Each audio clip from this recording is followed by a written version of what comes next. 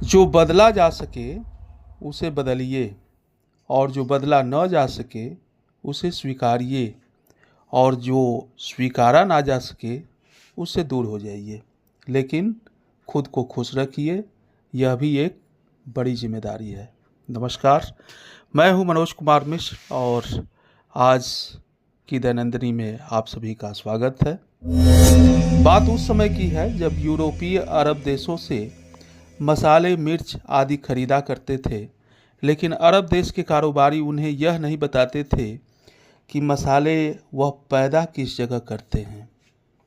भारत की काली मिर्च और मसालों की यूरोपीय बाज़ारों में काफ़ी मांग थी, और शायद यही कारण था कि सभी यूरोपीय कंपनियां भारत और दक्षिण पूर्व एशियाई देशों के साथ व्यापार करने के लिए मार्ग की तलाश में थी।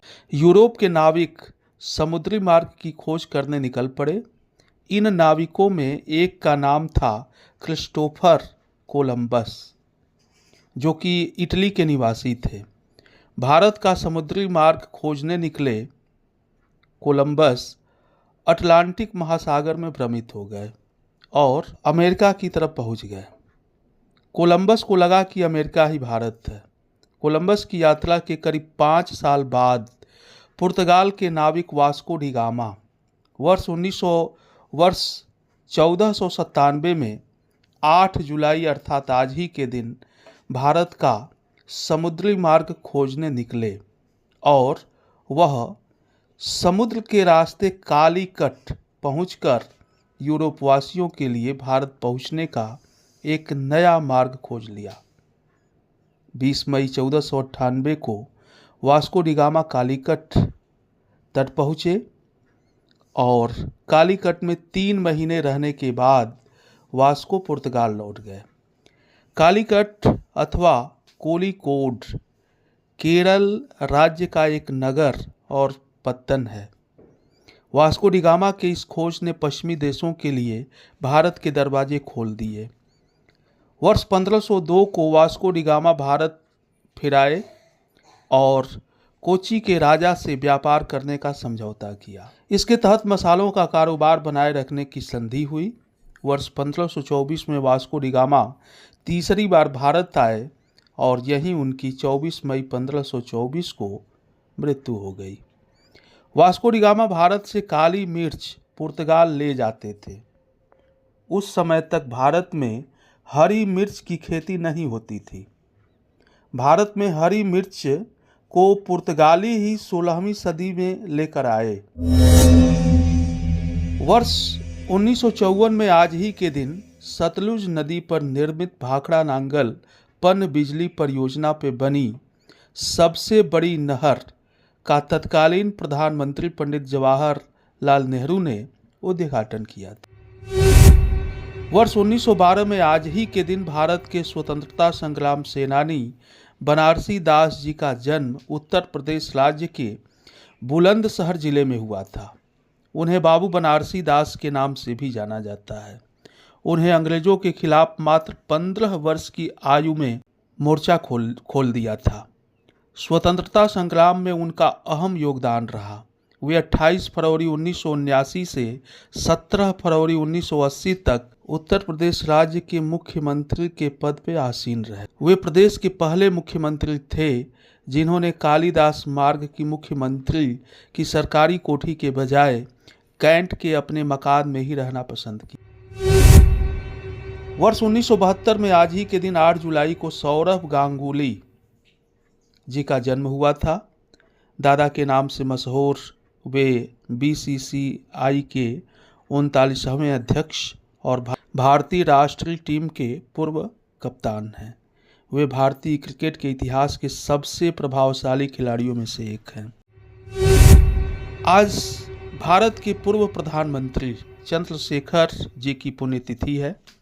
आज ही के दिन वर्ष 2007 में उनका निधन हुआ था। वे 10 नवंबर 1990 से 21 जून 1991 तक भारत के प्रधानमंत्री रहे। तो बरसात का मौसम, हरे भरे दृश्य, सुहानी हवा के साथ ही कुछ समस्याओं को भी लेकर आता है। ऐसे में कुछ बातों का ध्यान रखना बहुत ही आवश्यक है। कोशिश हो कि कम से कम बारिश के पानी में भीगें। जब भी घर से बाहर निकलें, छाता, रेनकोट जैसी चीज़ों को अपने साथ ले जाना न भूलें।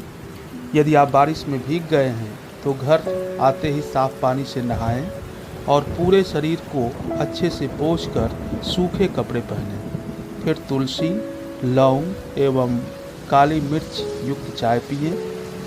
धूप निकलने पर अपने भीगे सभी कपड़ों को धूप में सुखाएं। इससे नमी के कारण उसमें पैदा होने वाले कीटाणु मर जाएंगे। हमेशा शुद्ध पानी का सेवन करें या पानी को उबाल कर पिएं। इस समय बाहर का खाना खाने से बचें। साथ ही देर तक काट कर रखे हुए फल, सब्जियां भी न खाएं, क्योंकि इसमें बैक्टीरिया का खतरा ज़्यादा बढ़ जाता है। कच्चे अधपके खाने से भी बचें। ताज़ा भोजन करें। अधिक नमी के कारण हर जगह बैक्टीरिया उत्पन्न होते हैं। किसी भी चीज़ का सेवन करने से पहले हाथ को साबुन से अवश्य धोएं।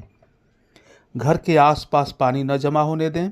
अगर पानी जमा होने से रोकना संभव नहीं है तो उसमें पेट्रोलियम पदार्थ जैसे जला हुआ मोबिल, पेट्रोल ये सब डाल दें, जिससे कि मच्छरों की वृद्धि वहाँ नहीं होगी।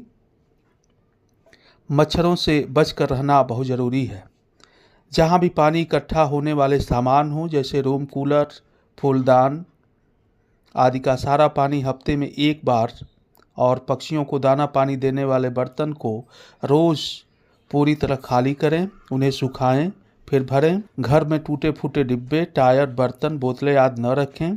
अगर रखें भी तो उल्टा करके रखें। खिड़कियों, दरवाज़ों पे महीन जाली लगवाकर मच्छरों को घर में आने से रोका जा सकता है। इस मौसम में बहुत अधिक भारी व्यायाम करने से बचना चाहिए। हल्का व्यायाम किया जाए। योग, प्राणायाम, वॉकिंग, स्ट्रेचिंग आदि ठीक रहता है। घर से स्कूल और स्कूल से घर जाते समय झाड़ झंखाड़ वाले रास्तों का प्रयोग नहीं करना है। आज की दैनंदिनी में इतना ही।